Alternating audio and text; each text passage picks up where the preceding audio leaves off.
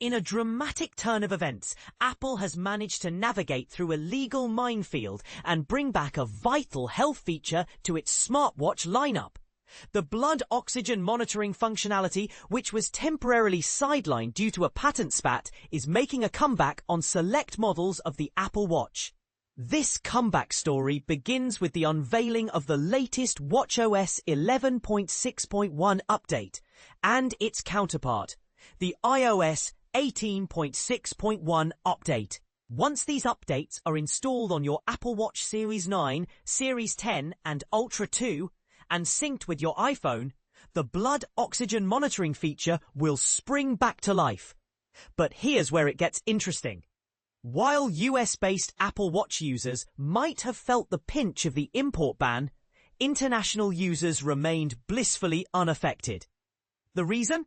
Their watches were never part of the US import restrictions, and for those who already owned a Series 9 or Ultra 2 before the ban took effect, there's good news too.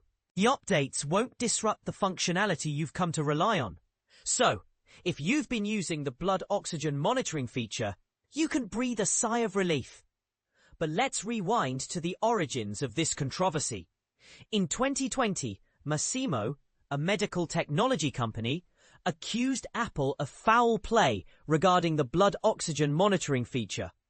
Masimo alleged that Apple, after initial talks about a possible collaboration or even acquisition, decided to go solo.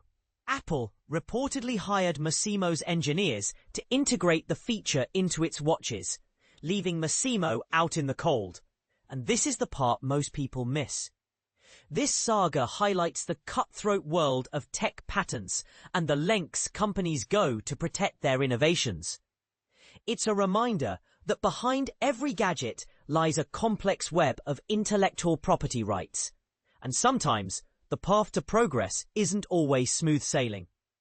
So, what do you think?